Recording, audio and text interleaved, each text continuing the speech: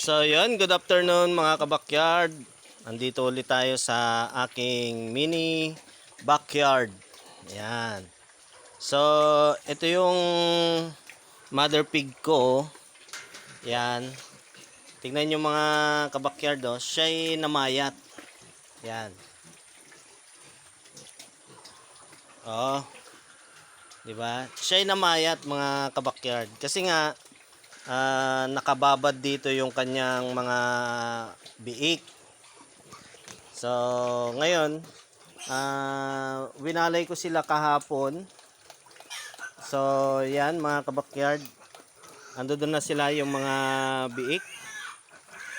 Pakita ko sa inyo. Ito na sila mga kabakyard. Oh. Yan na sila. Tapos na rin silang kumain. Ayun. So, ayan. Nilagyan ko ng sabit-sabit. Ganyan para males yung kanilang paghaharutan. Ito yung big na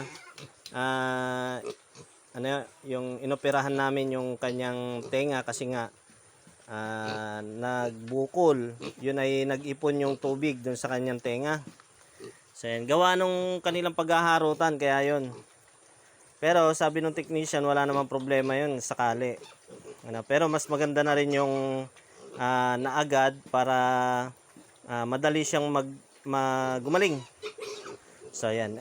Ngayon, update ko kayo sa aking inahin, mga kabakyard. Kasi nga, tulad nung sinabi ko, ay namayat. Namayat. Ito yung inahin ko na nanganak nung January. Ayan. January nanganak yan. So, andun yung isang anak niya na gagawin kong inahin. Ayan. Ngayon, tingnan nyo yung katawan niya, mga kabakyard. Oh. Lumapad siya ng konti. Oh, ayan. Gumanda yung katawan niya. Dati yan, namayat din.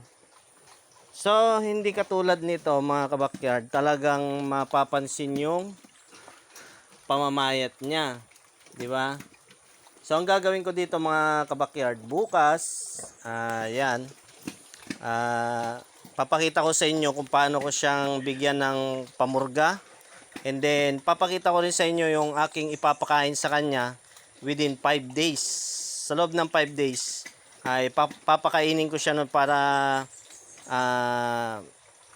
maka-recover agad yung kanyang katawan. Kasi nga, namayat. Para sa ganun mga kabakyard, makakatulong din yun para mapaglandi siya kaagad. Yun. Kasi yun naman yung purpose natin para mapabilis yung pagre-recovery ng kanyang katawan. Ayan. Para sa ganun ay makapag-ready uli yung kanyang katawan sa susunod, Lord willing, na paglalandi niya. So, ayan. Pero ito mga kabakyard, 21 days niya sakto sa 21, yun yung kanyang 21 days na obserbasyon. So, pag lumagpas yung 21 days and then another 21 days uli, observation. At pagkatapos nun, positive na buntis na siya.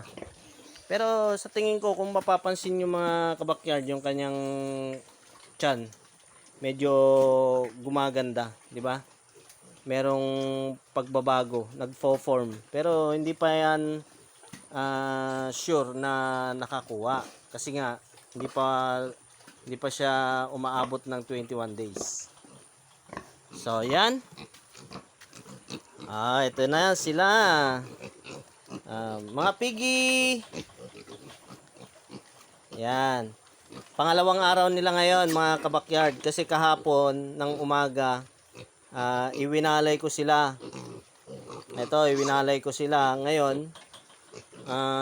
Pangalawang araw nila ngayon na nakawalay. So, wala naman problema. Kahit doon sa dumi nila, walang problema. Ganun pa rin. Ayos naman.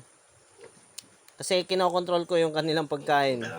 Normal kasi yan, mga kabakyard, pag ganitong kawawalay, kahit gaano karami ang ilagay mo dyan pagkain, ubusin nila yon.